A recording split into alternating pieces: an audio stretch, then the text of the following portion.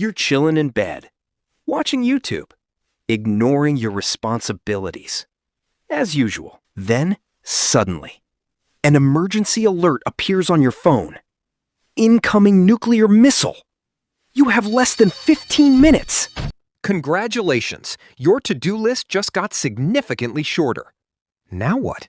Do you run? Hide? Pray? Google how to survive nuclear explosion? Spoiler alert, by the time Google loads, you might already be glowing in the dark.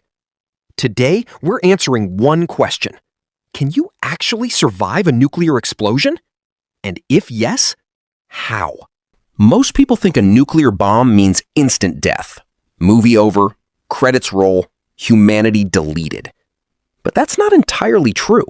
In fact, many people survived the atomic bombs dropped on Hiroshima and Nagasaki. Some survived surprisingly close to the blast. The difference wasn't luck alone. It was location, timing, and decisions. So let's find out exactly what happens. A nuclear explosion isn't one event. It's three, stacked on top of each other like a horror movie trilogy nobody asked for. Act 1. The flash. First, a light. A flash brighter than staring directly at the sun. It travels at, well, the speed of light. So if you're close enough to see it, it's already too late to react to it. You just have to already be doing the right thing.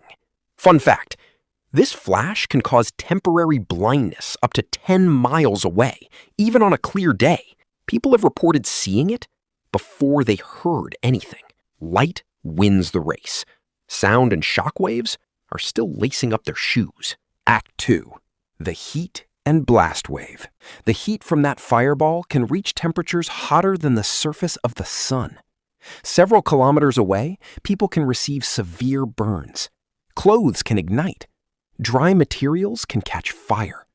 This is why windows facing the blast become terrible real estate. Next comes the actual shock wave, a wall of pressure that can shatter windows, flatten buildings, and turn glass into confetti made of knives. When an alert arrives, most people instantly think, I need to drive away. Bad idea. Everyone else has the same idea. Roads become parking lots, and nuclear missiles move much faster than traffic. You won't outrun one. Don't be Vin Diesel. The goal is not escape. The goal is shelter. Immediately. First of all, let's survive the flash. Before you hear anything, you see something. A flash brighter than the sun. Looking directly at it can cause temporary blindness. In some cases, permanent eye damage. If you see the flash, don't look at it. Don't film it. Don't ask questions. I know. Everyone's first instinct in 2026 is to pull out their phone. Don't. Don't do that. Turn away immediately.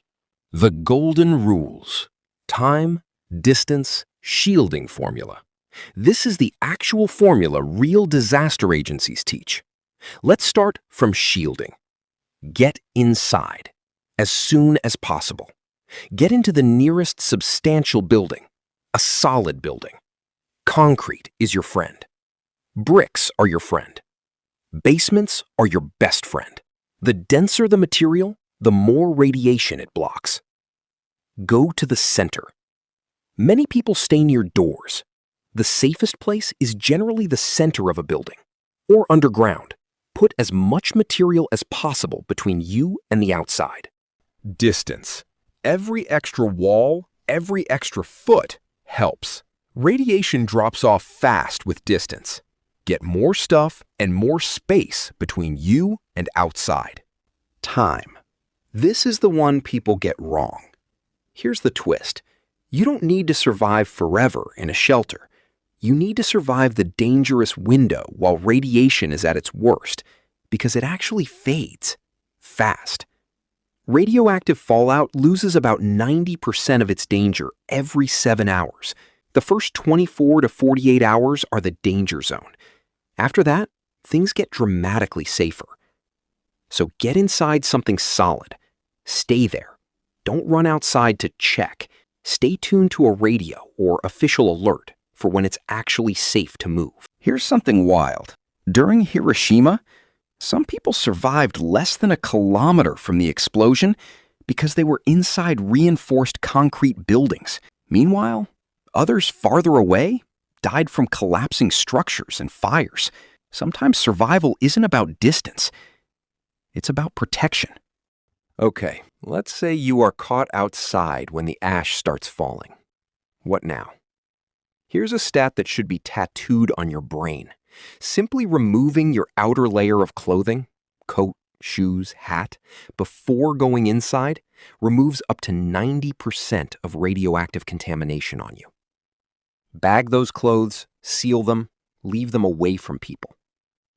Showering rinses particles off. Bathing just lets you sit in contaminated water. Use soap gently. Don't scrub the skin raw. And weirdly specific tip, skip the conditioner. It can bind radioactive particles to your hair instead of washing them out. For your information, in case you want to know, there's a free online tool called NukeMap, built by a historian, that lets you simulate blast radii on a real map of anywhere in the world. Now the actual prep kit. Let's make this useful beyond the day it happens. Real preparedness people suggest a basic kit, and most of it you probably already kind of have. Shelf-stable food, battery or hand crank radio, flashlight plus batteries, basic first aid kit, a few days of any essential medication, masks or cloth coverings, a family meeting plan, because phones might not work. That's it. That's the boring but life-saving list. Same kit works for hurricanes, earthquakes, and apparently the apocalypse. Multi-purpose anxiety prevention. Let's recap. A nuclear explosion is one of the worst situations imaginable.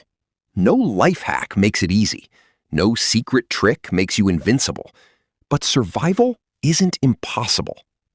The people who survive are usually not the strongest, not the fastest, not the coolest. They're the ones who react correctly. See the flash? Drop. Cover. Get inside. Move to the center. Stay sheltered. Avoid fallout. Simple actions, huge difference. And hopefully, you'll never need any of this information. But if you do, future you might be very grateful that present you watched a weird video on the internet. Quick question for the comments. If the flash went off right now, where's the nearest spot you'd run to? Basement? Bathroom? That weirdly solid coffee table? Let me know. I want to see how prepared we collectively are. If this helped, smash that like button. Subscribe. It genuinely helps this kind of info reach more people.